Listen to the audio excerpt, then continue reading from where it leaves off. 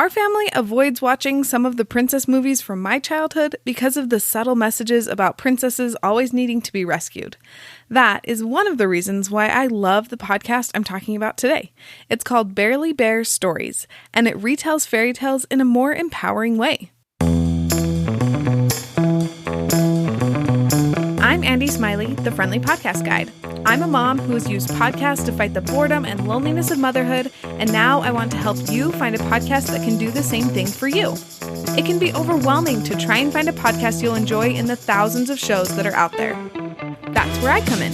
My episodes are short, and they answer all of the questions you'll have about the podcast, so you'll know if it's a good fit for you or not. I'm here to help you find a podcast you'll love without wasting your time. Now, let's talk podcasts. Bearily Sitar, the host, describes the show like this: a modern retelling of outdated fairy tales. I'm Bearily Sitar, mother of 3, and I rewrite outdated fairy tales with problem-solving, smart princesses who save themselves. Bearily Bear Stories features diverse and confident characters. There are no damsels in distress here. The length of each episode is about 15 minutes. And before we learn more about the vibe of Bearily Bear Stories, we're going to take a quick break to talk about my guide to kid podcasts. One of my favorite parenting tools is kid podcasts. I use them when I'm running errands with the kiddos to keep them from complaining the whole time, or when I need a mom break, I'll just grab an easy activity like coloring pages or a sensory bin, turn on a kid podcast, and the kids will be entertained for at least half an hour. I know that kid podcasts would help you in your life too, which is why I made a guide to kid podcasts. There are 8 categories ranging from science to mindfulness to audio drama, with at least 3 podcasts in each category. There are 27 podcasts in total on the guide. I listened to each of the podcasts so I can attest to them being kid-friendly. And I put my email at the bottom of the guide so that if you try a couple with your kids and none of them are a good fit, you can email me and I will personally help you find a kid podcast that works for your littles and you. You can grab this guide at the link in the show notes.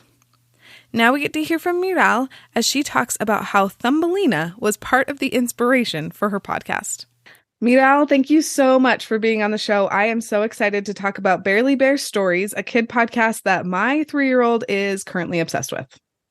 I'm excited to be here. Thanks for having me, Andy. Of course. So before we dive into all things Bearily Bear, can you introduce yourself a little bit to my audience? Sure. My name is Bearily Sitar. I launched Bearily Bear Reimagined Fairy Tales about a year ago, and the stories feature princesses from different backgrounds with different needs, and they're inclusive, and the princesses actually save themselves, which is my favorite messaging in the podcast, because I just felt like there were too many princess stories where she always needs to be saved by a prince.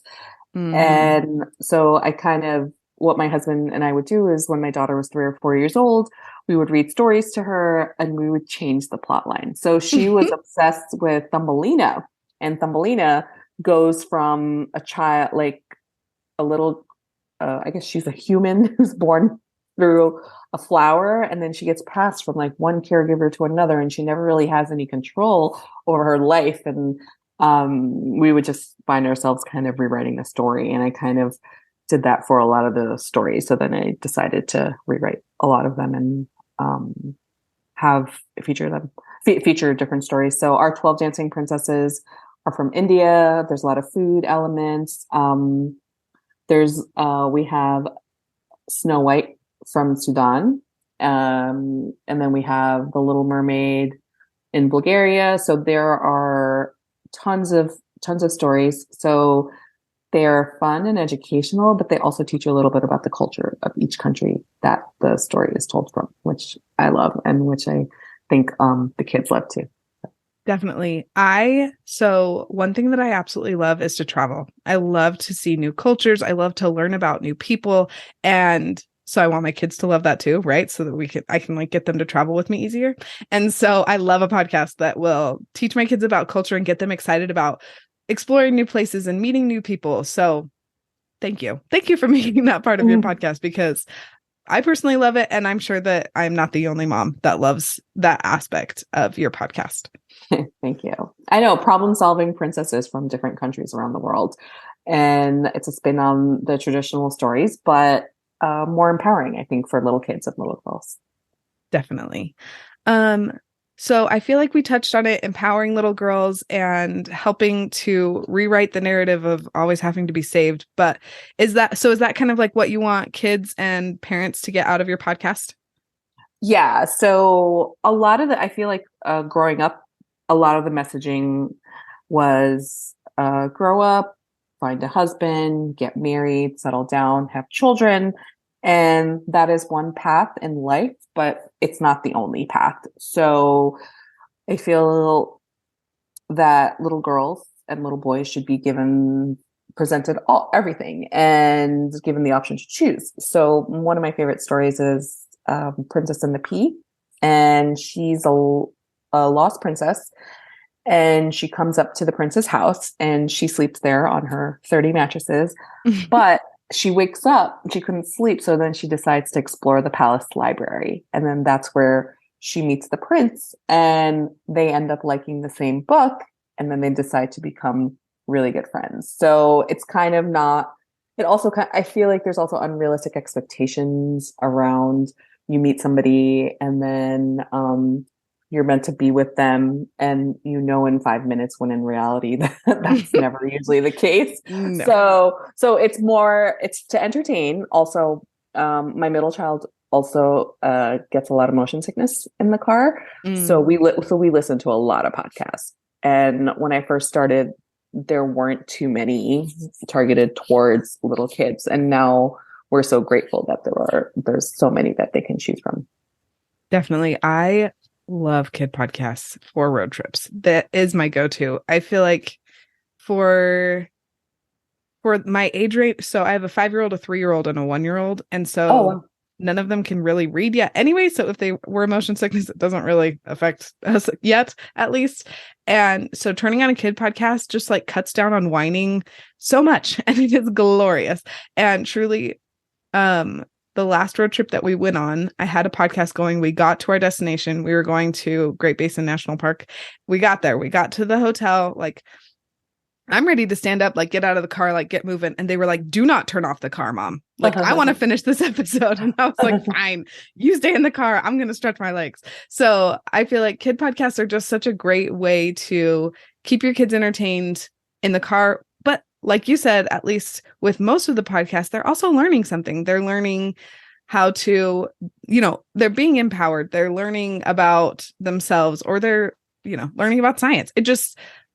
Kid podcasts are just the best. And I am so glad that there are so many, like you said, that are coming out in the podcast world. Plus, I mean, I'm sure your family is probably similar, but we're low tech. So I like screen-free activities because Definitely. podcasts also, all my kids went to Montessori, and the philosophy there is when you expose screens to them at an early age, then they have a hard time distinguishing from 2D to 3D. And so that's why I think listening is very important, because it builds skills that that will help you later on in life. And just even the action of listening, not everybody can, not everyone can do, and it's just important to just have kids listening to things, so they're not always constantly watching. I mean, we do have screen time, but when I asked the audio producer to add music to my stories, I said, remember, we're competing against Netflix, and we're competing against Daniel Tiger, so it has to be as exciting. Kids would want to listen to a podcast as much as they would want to watch TV. So that's kind of what kind of my goal was in there. Definitely. Oh, I love that. We want a kid podcast, and truly yours is, and many are, as exciting as Daniel Tiger or a Netflix show.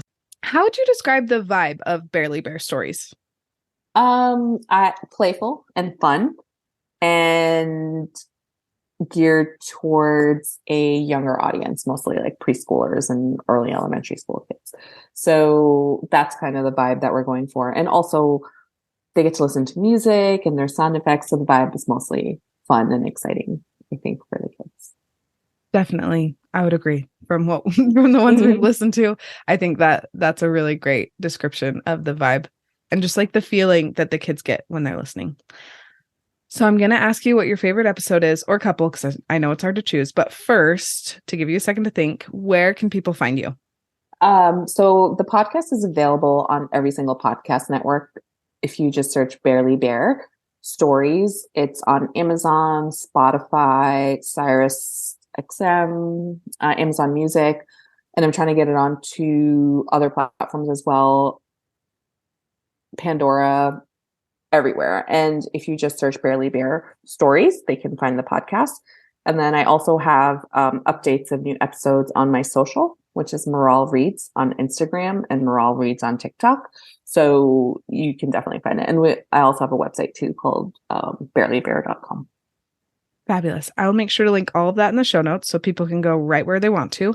And now you're on the spot. What is your favorite episode or couple of episodes? Because I really do know. It's so hard to choose. So I'll tell you, my personal favorite episode is Princess and the Pea, because she is a princess whose favorite thing about meeting the prince was exploring the palace library. And she got to do this really fun activity. But my most traffic podcast, which I also love, is A Tale of Sweeping Beauty. So it's based on Sleeping Beauty. It's a twist. It's a remake of Sleeping Beauty, but instead of being a princess who needs saving and who has a spell on her, the curse that she was dealt with was she can't stop cleaning, and she's. But then later on, she realizes that it's okay to not obsessively clean all the time. So it's a little bit about like children who have OCD. So that is our most traffic podcast right now, and I did not expect that. So I would say that's probably my second favorite.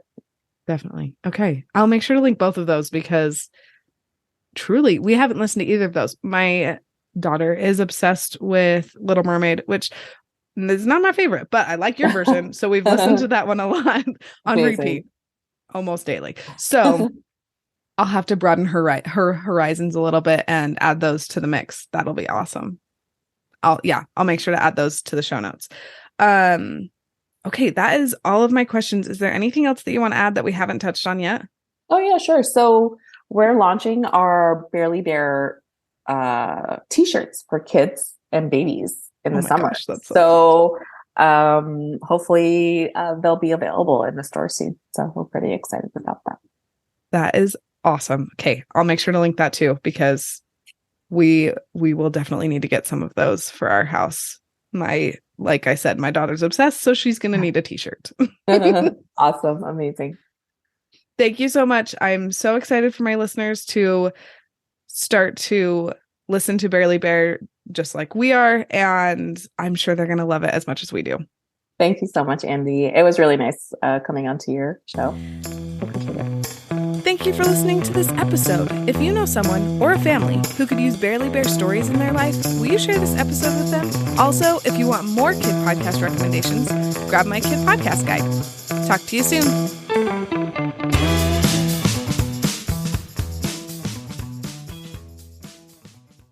And actually, just one side question. Are you with 3 kids, are you really able to do like nighttime recordings? Yeah. Oh, wow.